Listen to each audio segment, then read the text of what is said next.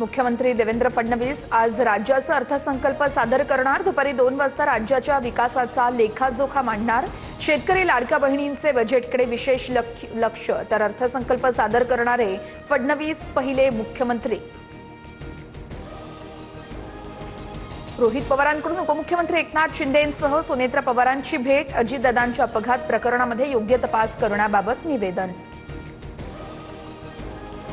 एआयबीचा report आल्याच्या 4 दिवसानंतरही अद्याप FIR दाखल न केल्यानं रोहित पवार आक्रमक। दुपारी 4 वाजता पुण्यातील सीआयडी ऑफिसला भेट देणार। दादांच्या विमान अपघाताच्या तपासासंदर्भात पाठपुरावा करणार। अजित पवारांचा विमान अपघात झालेल्या व्हीएसआर विमान कंपनीचा मालक व्हीके सिंग सीआयडीच्या रडारवर। काल 8 तास चौकशीनंतर आज पुन्हा चौकशीसाठी बोलावणार। सीआयडीची व्हीएसआरच्या मालकाला व्हीआयपी ट्रीटमेंट। रोहित पवारांचा गंभीर आरोप।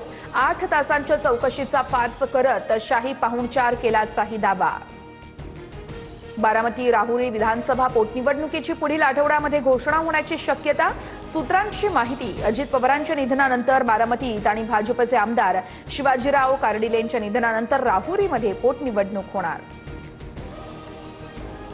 अमेरिकेची भारताला रशियाकडून तेल खरेदीसाठी 30 दिवसांची सूट। इराण इस्रायल युद्धादरम्यान तात्पुरती मुभा। भारताची रशियाकडून 20 दशलक्ष बॅरल तेल खरेदीची प्रक्रिया सुरू। भारताला गुलाम बनवणाऱ्या पंतप्रधान मोदींनी राजीनामा द्यावा। भारत रशिया तेल खरेदीसाठी अमेरिकेने सूट दिल्यानंतर राऊतांचा हल्लाबोल, तर मोदींना सल्ले देणं बंद करा। भाजपच्या नवनाथ बन यांचा राऊतांना प्रत्युत्तर। इराण अमेरिका युद्धाचा भारतीय बाजारपेठेवर परिणाम। खाद्यतेलाच्या किमतीत लिटर मागे 3 ते 4 रुपयांची वाढ, तर कच्च्या तेलाचे दर 8% वधारले।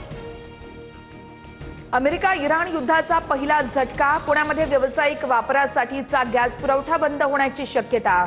नव्या ऑर्डर घेऊ नका, सरकारकडून शिक्रापूर आणि चाकण प्लांटमधील डीलर्सना आदेश।